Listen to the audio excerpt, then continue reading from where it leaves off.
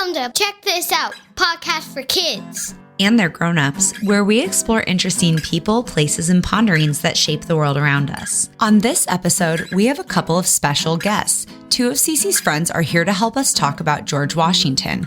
Let us say hello. I'm Amy Contreras. And I'm Cece. I'm Remy. I'm Charleston. Hi, girls. We are so excited to have a little extra help for this episode. Episode 10 wraps up our series on famous Americans, but that means you have so much more to get excited about. Make sure you subscribe so you can be the first to hear every new episode. Episode 10 may feature the most famous American of them all. Tell us more! This famous American was our first president. He was the general in the Revolutionary War. His face is on the dollar bill and the quarter. He has a gigantic monument in the United States Capitol. His home is a popular tourist attraction, and the U.S. Capitol is literally named after him. I hope you already know who he is, but if you haven't taken a guess, I'll put you out of your misery. I think I know the answer. Episode 10 is all about famous American George Washington! We are so excited to help you get to know more about this famous American. But before we do that, we also have to give you some other exciting information. Like what, Mama? After we wrap up our Famous American series, we have 2 new series for you to listen to. The first, in celebration of Black History Month and Women's History Month, the next 10 episodes will feature women who changed the world. In February, we'll introduce you to Rosa Parks, Bessie Coleman, Ruby Bridges, and Wangari Maathai. In March, you will get to learn more about Anne Frank, Malala Yousafzai, Sacagawea, Ruth Bader Ginsburg, Susan B. Anthony, and Eva Peron. But that's not all! President's Day is on February 17th. For the week leading up to President's Day, we will be dropping a second series of mini episodes on the first 7 presidents. These 5-minute episodes will be a quick hit overview of some of our former presidents, their accomplishments, their mishaps, and their legacies. So now that you know where you are, check this out. Who we're talking about, George Washington! And what's coming next, women who changed the world. I think we can dive into episode 10 on George Washington. Listeners, keep your ears open. Because at the end of the episode, we will highlight 3 of our favorite facts about George Washington that you can continue to check out on your own. Let's get into it. All right. George Washington was born on February 22nd in 1732. He was born in Westmoreland County, Virginia. He grew up in Virginia and went to school off and on from the time he was 7 to 15. He was mostly self-taught and highly educated, especially in mathematics. He studied geography and read lots of books. In his teens, George Washington focused on learning to farm, how to grow tobacco, and how to raise animals or livestock. He loved learning about the science of farming. He also learned how to survey land. He became a surveyor as his first job at the age of 16. Check this out. Surveying is like being a detective for land, where you use special tools to measure and map out the exact shape and size of a piece of land. This helps people know where to build things like houses or roads or parks. Oh! Washington's dad died when he was 11, and his older brother Lawrence became his caretaker. Lawrence was who George Washington would eventually inherit his famous house from. Do you know what George Washington's famous house is called? Is it A, Middleton Place, B, Mount Vernon, C, Monticello? If you think the answer is B, you're correct. George Washington eventually inherited Mount Vernon from his brother Lawrence. In 1751, Lawrence got sick and took a trip to Barbados with George to feel better. This trip to Barbados was the only time George Washington ever left the United States. What? Lawrence died not long after their trip, and at the age of just 20 years old, George Washington was put in charge of Mount Vernon.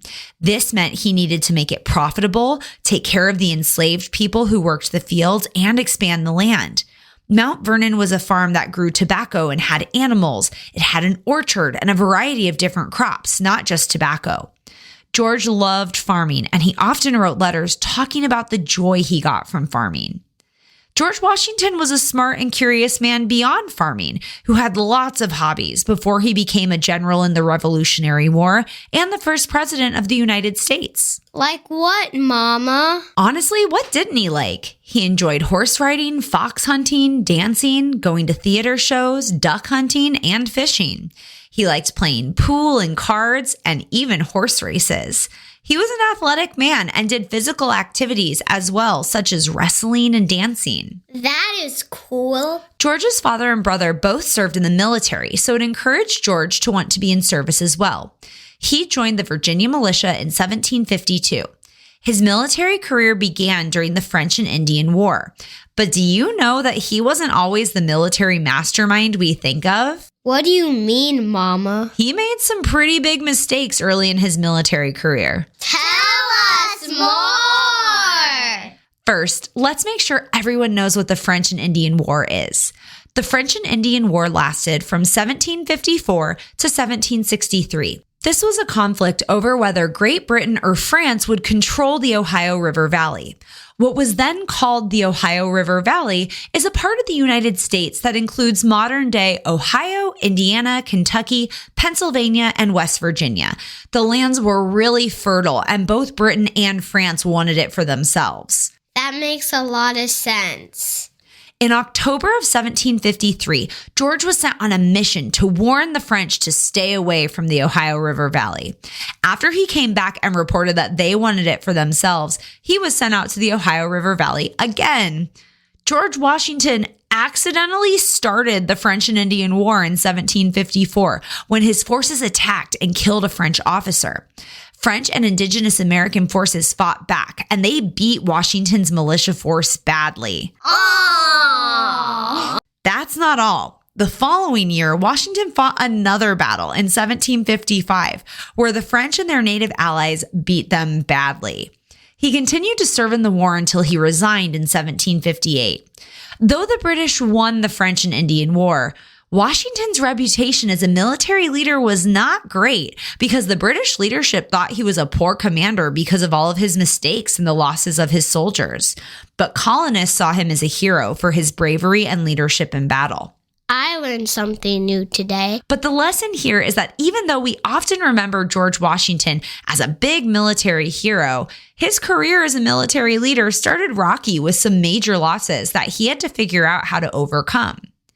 After he resigned from the war in 1758, he got married. Do you know the name of George Washington's wife? Was it A, Georgina, B, Sally, or C, Martha? Mama, can I guess? C. If you said C, you're right. George married Martha Washington in 1759. She was a wealthy widow, and she brought 2 children into her marriage with George. Like I said, she brought quite a bit of money, as well as land and additional enslaved people into her marriage with George. True or false? George and Martha Washington had 4 additional children together during their marriage. The answer is false. George Washington never had his own children in his life, but treated Martha's children from her previous marriage as his own. He even eventually adopted Martha's grandchildren when Martha's daughter died right before the Revolutionary War. After he served in the French-Indian War, he spent several years establishing Mount Vernon as a profitable farm, his family with Martha, and his reputation as a gentleman from Virginia. That sounds nice. In 1775, George Washington went to the Second Continental Congress in Philadelphia. He was one of the Virginia delegates. Do you remember another delegate at the Second Continental Congress who we've talked about before on the show? If you said Ben Franklin or Alexander Hamilton, good job. While at the Second Continental Congress, George Washington was elected Commander-in-Chief of the Continental Army. On July 3rd, 1775, he took command of his troops. Washington faced a lot of challenges during the Revolutionary War. Tell us more! Some of his challenges included undermanned and undertrained troops. He had to deal with supply shortages and inconsistent support from Congress. His troops weren't always paid, and they faced some really harsh winters and morale issues throughout the war. You gotta be joking! I'm not. He was put put in a tough situation, but made the most of it, ultimately helping the United States win their independence from Britain. Here are a few highlights from George Washington's impact in the Revolutionary War. First, initially, Washington and the American troops, or the Continental Army, were beaten badly by the British troops over and over again. But they didn't give up and they changed their tactics because the British had more resources and training. What an amazing story! In December of 1776, George Washington famously crossed the Delaware River and secured an important victory at the Battle of Trenton. There's a famous painting of George crossing the Delaware River. I want to check out more about that. The Continental Army spent a harsh winter at Valley Forge in Pennsylvania from 1777 to 1778. At Valley Forge, they endured extreme cold, lack of food and supplies, and really bad shelter, which resulted in sickness and death. But Valley Forge was important because this was when the Army had a period of training and reorganization that transformed them from a ragtag group of rebels into a more effective fighting force. That must have been hard. France entered the war and allied with the Americans in 1778. This provided Washington with the weapons, supplies, and reinforcements he badly needed to win. Wow, I love it. The Siege of Yorktown happened in 1781, and this was the battle that clinched the U.S.'s victory. Woo, history. Did you know Washington was almost overthrown in something called a coup in March of 1783, right before the end of the war? But he managed to stop it. But that's not all. On September 3rd, 1783, the Revolutionary War officially ended with the signing of the Treaty of Paris.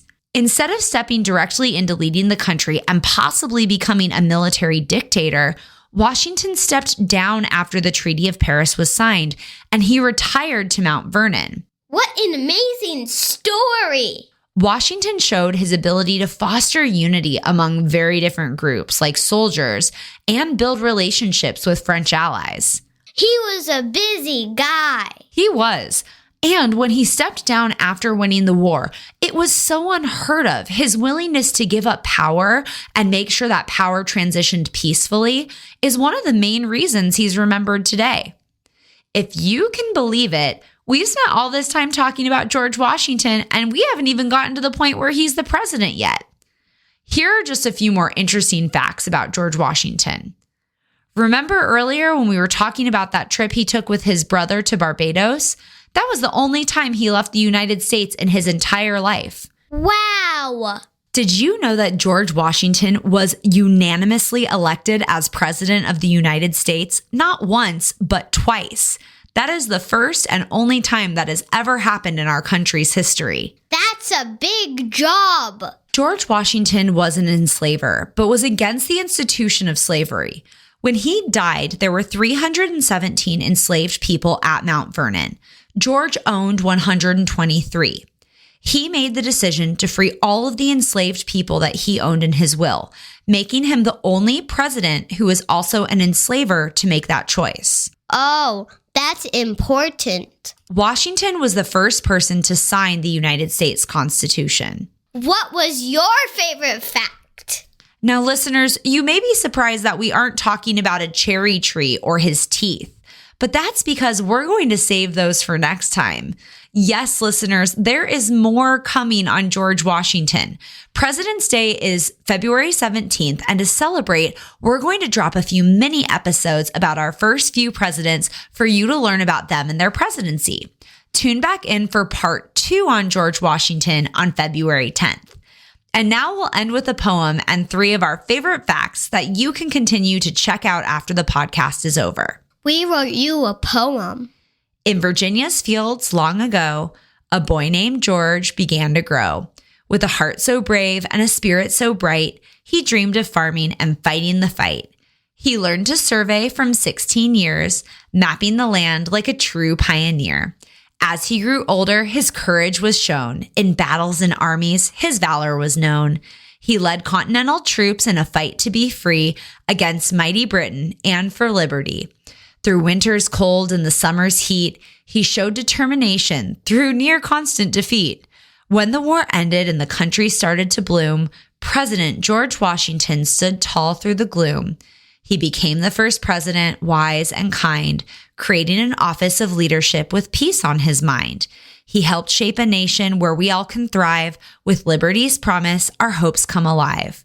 George Washington, General, Founding Father, and Farmer, thanks for your bravery. Your memory we honor.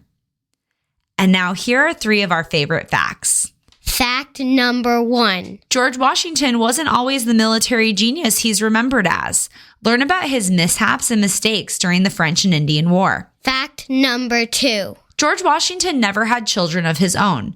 Learn more about his marriage to Martha Washington, her children and grandchildren, and the role George played in their lives. Fact number 3. George Washington loved farming, and he was passionate about innovative farming techniques. Learn about his passion for things like crop rotation and the scientific ways he approached running Mount Vernon. Be sure to listen in on February 10th when we release part 2 on George Washington and focus on his time as the first president of the United States. At Check This Out, we know it can be hard to know if the information you find online is accurate. We used verified sources to build the stories you hear about. Our sources are the White House, Encyclopedia Britannica, History.com, MountVernon.org, the Smithsonian, and the National Museum of the United States Army. An extra special thanks to our helpers Remy and Charleston for joining us in this week's episode on George Washington. Thanks for listening. See you next episode.